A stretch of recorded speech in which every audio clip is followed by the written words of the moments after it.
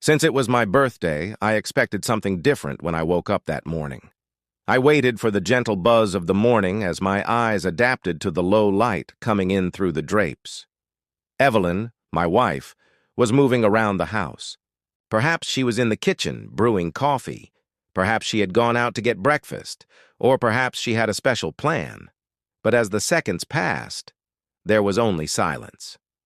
I grabbed my phone from the nightstand, ran my fingers across its icy screen and turned it on. No messages, no notifications from Evelyn. I scowled as I sat up in bed, rubbing my head. Not even a simple happy birthday. I tried to shake off the sleep from my eyelids, convincing myself that maybe she was waiting until later. Maybe she wanted to surprise me. A sick feeling settled in my stomach. I'd been married long enough to know Evelyn wasn't the most sentimental woman, but forgetting my birthday? That was a new low. I got out of bed, heading first to the restroom, then to the kitchen. She was nowhere to be found. The house was deserted. The kitchen counter and dining table showed no signs that today was any different from the others. By 9 a.m., there were no presents, no food, no small tokens of appreciation. By midday, uncertainty had completely taken hold. By 3 p.m., annoyance had settled in.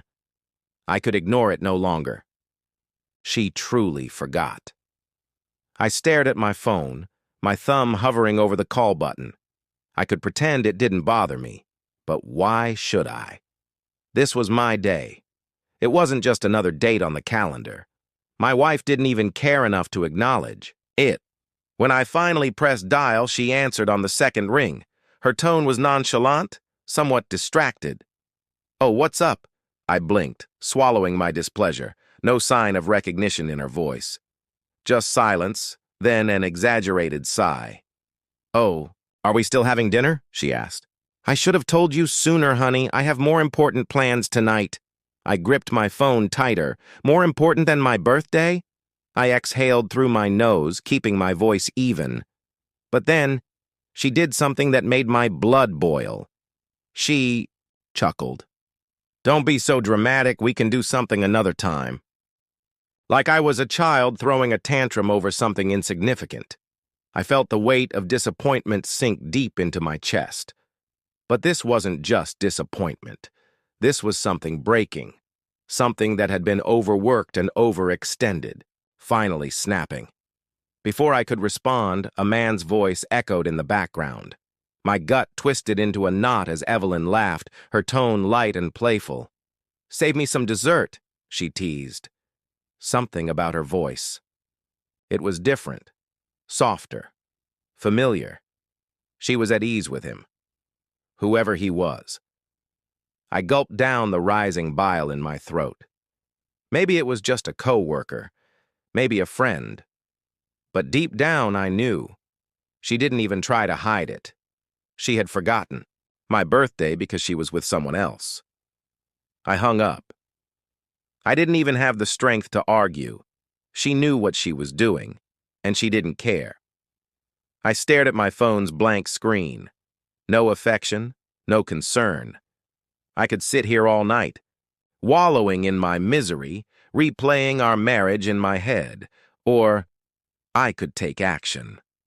A slow, icy smile tugged at my lips as a thought formed. If she didn't care about my birthday, then maybe I should celebrate with the people who truly did. I grabbed my keys, phone, and jacket. Evelyn had made her choice. Now I would make mine. For a long time, I sat in my car, gripping the steering, wheel so tightly my knuckles turned white. The silence around me felt oppressive, mirroring the emptiness my wife had left in our marriage. I could stay home, drowning in anger over how Evelyn treated me. Or I took a deep breath, picked up my phone, and scrolled through my contacts. Marcus, the only person who had ever supported me. I pressed call. "Lucas, the birthday boy." His voice was warm. I shook my head, forcing a chuckle. "Hey, you busy tonight?" "Julie's been baking all day. We were hoping you'd come by. I was about to call you, but don't tell me you're stuck." "With Evelyn tonight. I laughed, devoid of humor. She had more important plans.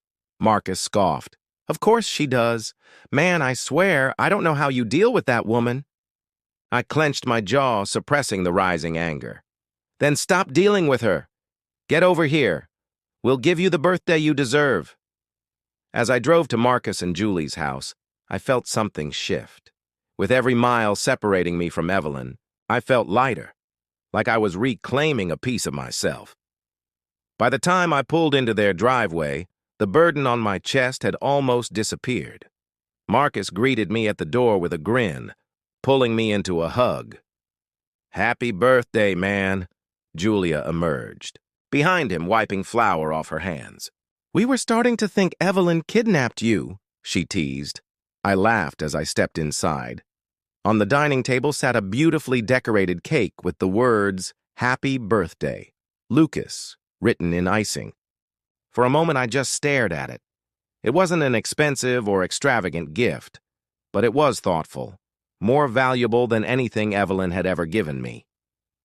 Come on, Julia nudged me. I made all your favorites. I glanced at the table. Steak, roasted potatoes, mashed potatoes, fresh bread, and vegetables. The kind of meal someone who truly knew me would prepare. As we sat down and ate, I felt something I hadn't felt in a long time. Warmth. Belonging. Marcus's parents treated me like family. His younger brother teased me about getting older. Julia fussed over making sure I had enough to eat. Everything was normal. Everything was warm. Everything my marriage lacked. Halfway through dinner, Marcus leaned in. So, what happened with Evelyn? I sighed, putting down my fork. She forgot. My birthday. Julia exhaled. Oh, Lucas. I called her, thinking we were still having dinner, I said, shaking my head. She had more important plans. Marcus raised an eyebrow. She actually said that? I scoffed. Yup. Then some guy in the background told her to save him some dessert. Marcus swirled his drink. Man, you deserve better than that. For the first time, I truly believed it. As the night wore on, the rage and hurt I'd carried all day melted away, replaced by warmth. When Julia lit the candles on my cake, everyone broke into a loud, off-key song. It was chaotic. It was perfect. And when I blew out the candles, I didn't wish for success or stability like I had in the past. I wished for clarity, for the strength to stop settling, for the courage to leave someone who didn't love me. Later, as I sat around the table, laughing over old memories, I took out my phone and snapped a picture of the cake. I posted it with a simple message. Grateful for the people who truly care about me. Best birthday ever. The moment it went live, I knew this wasn't about revenge. It wasn't about making Evelyn jealous. It was about taking my life back, and for the first time in years, I felt free. One evening, she raised her chin to compose herself, saying, Don't come outside. Lucas's jaw tightened as she grinned and said, No thanks. Say what you need to say right here.